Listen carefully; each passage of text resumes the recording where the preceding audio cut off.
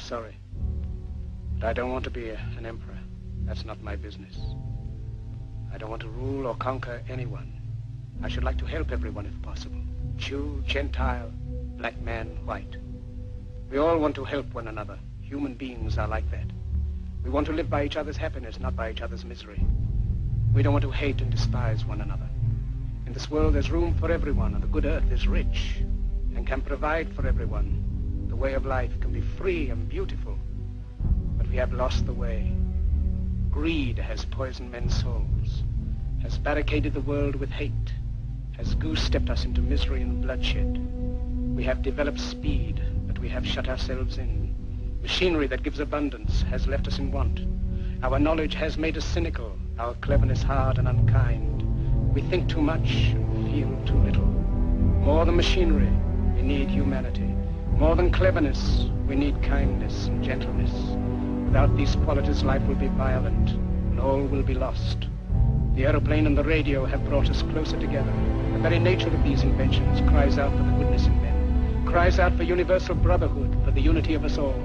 Even now, my voice is reaching millions throughout the world. Millions of despairing men, women, and little children, victims of a system that makes men torture and imprison innocent people. To those who can hear me, I say, do not despair. The misery that is now upon us is but the passing of greed, the bitterness of men who fear the way of human progress. The hate of men will pass, and dictators die, and the power they took from the people will return to the people. And so long as men die, liberty will never perish. Soldiers, don't give yourselves to brutes, men who despise you, enslave you, who regiment your lives, tell you what to do, what to think, or what to feel, who drill you, diet you, treat you like cattle, use you as cannon fodder. Don't give yourselves to these unnatural men, machine men with machine minds and machine hearts. You are not machines, you are not cattle, you are men. You have the love of humanity in your hearts. You don't hate, only the unloved hate, the unloved and the unnatural. Soldiers, don't fight for slavery, fight for liberty. In the 17th chapter of St. Luke it is written, the kingdom of God is within man, not one man nor a group of men, but in all men, in you. You, the people, have the power to create machines, the power to create happiness. You, the people, have the power to make this life free and beautiful, to make this life a wonderful adventure. Then in the name of democracy, let us use that power. Let us all unite. Let us fight for a new world, a decent world, that will give men a chance to work, that will give youth a future and old age a security. By the promise of these things, brutes have risen to power, but they lie. They do not fulfill that promise. They never will. Dictators free themselves, but they enslave the people. Now let us fight to fulfill that promise. Let us fight to free the world, to do away with national barriers, to do away with greed, with hate and intolerance. Let us fight for a world of reason, a world where science and progress will lead to all men's happiness. Soldiers, in the name of democracy, let us all unite!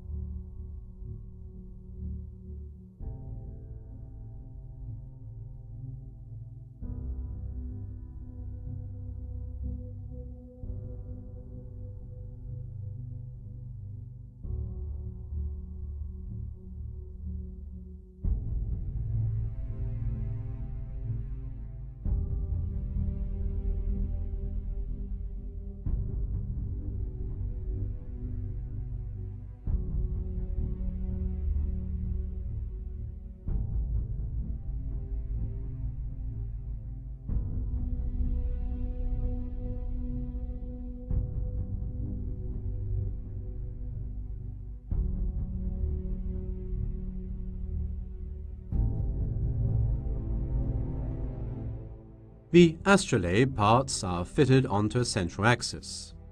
The body of the instrument is called the mater, a thick plate with a graduated limb and a ring from which it can be suspended. Inserted into a mater is the tympanum, or latitude plate, which carries the projections of the observer's altizimuth coordinates, with the main vertical circles and the main altitude parallels. The rete is a disk showing the sun's annual path and the positions of selected bright stars. With an alidade, or straight rule with sights, placed on the back of the astrolabe, the observer aims at one of those stars to measure its altitude. The rete is then rotated until the star indicator overlaps the altitude parallel, corresponding to the measurement.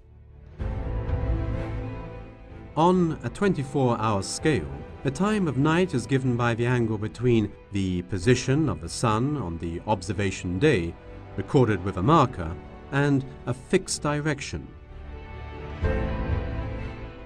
If instead the day and hour are known, one can predict the star's altitude.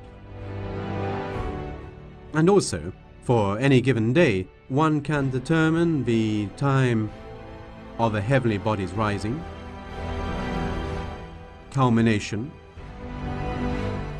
and setting.